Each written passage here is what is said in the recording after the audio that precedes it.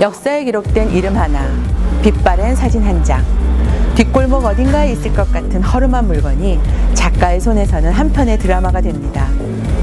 우리가 살고 있는 세상인 듯 실감나게, 또 처음 만난 세계이지만 그럴듯하게, 현실과 비현실의 경계를 오가며 만들어내는 이야기는 거대한 성이 되죠.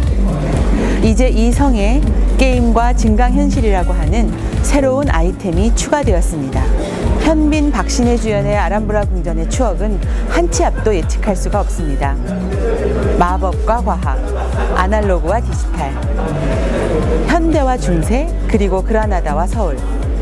어울리지 않는 것들이 하나로 엮이며 만들어내는 이야기는 가요환상적입니다. 특히 두 세계가 같은 시간 안에 존재한다는 설정은 상당히 흥미롭더라고요. 이야기의 시작은 스페인 그라나다입니다. 전체 내용의 30% 이상을 현지에서 촬영했다고 하는데, 그래서인지 이국적인 풍광을 보는 재미가 쏠쏠합니다. 시뮬레이션 게임을 몰라도, 증강현실이 낯설어도 걱정할 건 없습니다. 드라마에 빠져드는 데는 아무런 문제가 되지 않으니까요. 설정된 상황이 워낙 매혹적이다 보니 남녀 주인공의 사랑 이야기가 오히려 무덤덤하게 느껴지기도 합니다. 이제 이야기는 반을 넘어섰고 시청률은 8%를 훌쩍 뛰어넘었습니다. 이렇게 아람브라 궁전의 추억이 상상의 세계를 실감나게 그리고 있다면, 스카이캐슬은 이 시대를 너무나 사실적으로 그리고 있어 섬뜩하기까지 합니다. 대한민국 0.1%들이 모여 사는 곳, 부와 권력의 대물림을 꿈꾸는 의사의 아내들은 아이들을 위해 입시 코디네이터를 고용합니다. 사실 말이 고용이지 코디네이터들이 학생들을 선택하는 묘한 구조더라고요. 학교와 학원, 일상생활 모두를 관리하는 이런 사람이 정말 있을까 싶다가도 분명 없는 이야기는 아닐 거라는 묘한 확신이 들기도 합니다. 삐뚤어진 교육 현실을 욕망이란 이름으로 그리고 있는 스카이캐슬은 시청률과 화제성을 잡으며 질주하고 있습니다. 2018년 지상파 드라마들은 시청률 한 자리 행진이 이어질까봐 전전긍긍했던 한 해인 듯합니다.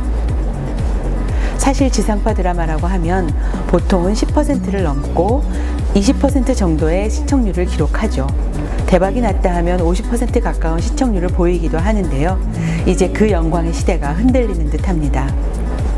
그 사이에 케이블 드라마들은 관습의 틀을 벗고 상상의 나래를 펼치며 시청자들의 기대를 뛰어넘었습니다. 이 역전이 어떻게 가능했을까요? 요새 군부대 강연으로 화제를 모으고 있는 개그맨 이영재 씨의 말에 의하면 이런 이야기가 있습니다. 거북이는 자신이 느리다고 하는 열등감이 없기에 자신의 길을 꾸준히 갈 수 있었다. 그래서 토끼와의 경주에서도 이길 수 있었다고요. 케이블 드라마도 그러했던 것 같습니다. 차별화된 공감을 만들어내겠다는 생각, 그리고 할 수 있다는 믿음이 오늘의 케이블 드라마를 만든 것은 아닐까요? 끊임없이 신인을 발굴하고 새로운 시도를 했던 그 결과이죠. 지난 12월부터 매주 토요일 밤이면 TVN에서 단막극을 만날 수가 있습니다. 신인 작가들의 데뷔 무대이기도 한 드라마 스테이지이죠. CJ ENM이 200억 원을 투자한 신인 스토리텔러 지원 사업 오펜, 그 중에서 드라마 단막극 공모전에 당선된 그 작품들이 결실을 보는 시간입니다.